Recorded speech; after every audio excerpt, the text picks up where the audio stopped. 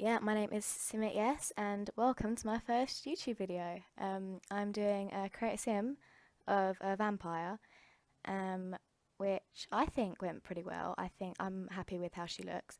And I'm also going to build an apartment for her, which I will upload onto the channel later on. Right now, I'm just doing her facial features. I wanted her to look sort of snobby. But at the moment she's looking quite like vampire-like. Like she's got the white skin and bright red eyes. But we don't keep that for her human form because I thought it didn't look natural enough. Here I'm making her face. I made her face slightly slimmer, and I made her cheekbones go in because I thought it gave her sort of a hungry look, like she hasn't eaten for a while. Because obviously vampires don't eat. Here I am changing her back to the natural skin colour, and the eyes I thought just a more natural red, so sort of when she turns into her vampire form, her skin really shines, and so does her eyes. They sort of pop out and they're a more shiny red than they are when she's a human. I gave her some short hair because I thought it just looked a bit more classy, which I imagined her to be. And I gave her quite a bit of muscle as well because I imagined vampires being blood-sucking creatures like they are. They would need to be quite strong.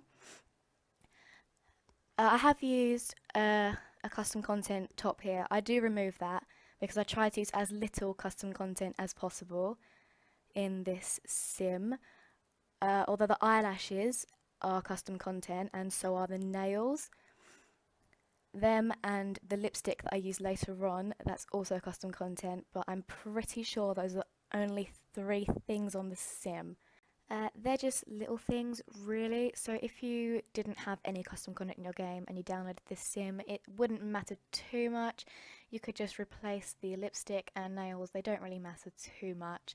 The base game eyelashes, I just don't really like them. I think they're really unrealistic, so that's why I use Kijiko's 3D eyelashes, but it doesn't matter if you don't have them.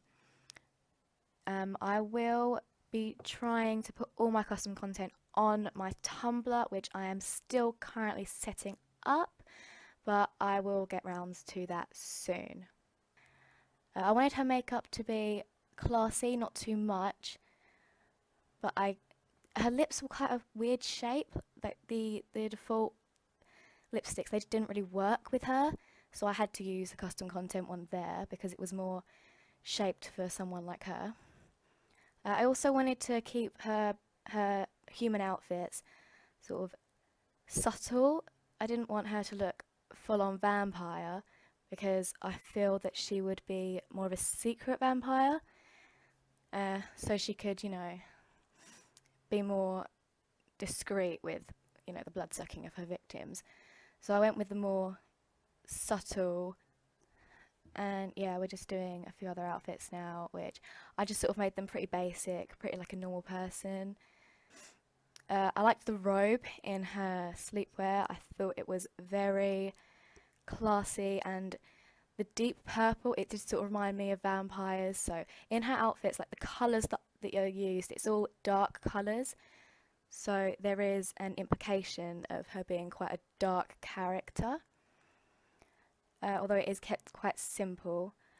Oh, I do like the tights that we used here. I used the fishnet tights because, you know, I just thought that really suited her.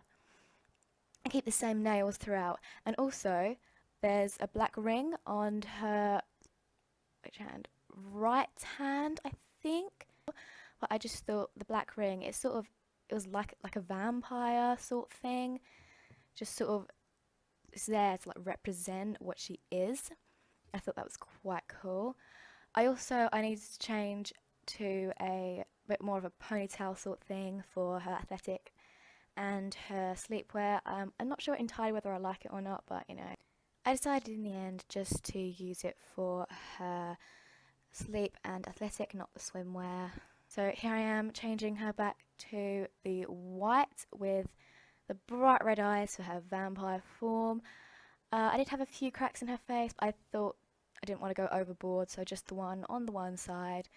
She has got fangs in her everyday human form because I thought like you can't make those go away, although her skin and her eyes are slightly less prominent than when she is a vampire. I thought I'd just change up her outfits a little bit, just the everyday, formal and party. I didn't really mess with the others, and her makeup and hair are kept basically the same. Oh, I thought I'd also make her ears a bit more pointy, which I did get rid of in the human form because I thought it was a bit too much, but when she's a vampire it seemed appropriate.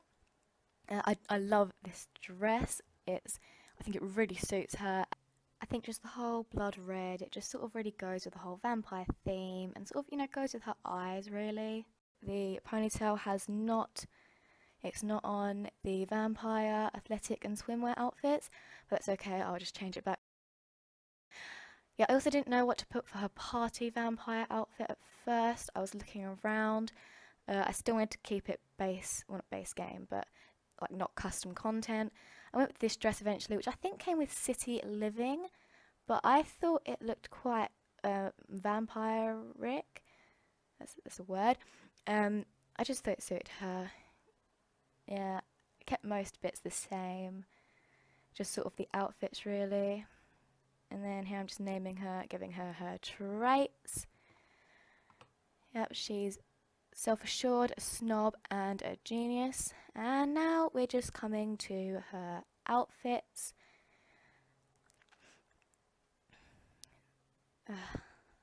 Yeah, it's really annoying that the ponytail isn't on her vampire outfits, but I'll change that. So yeah, that's the end of my first video now, so please leave a like and subscribe if you enjoyed. It would really mean a lot.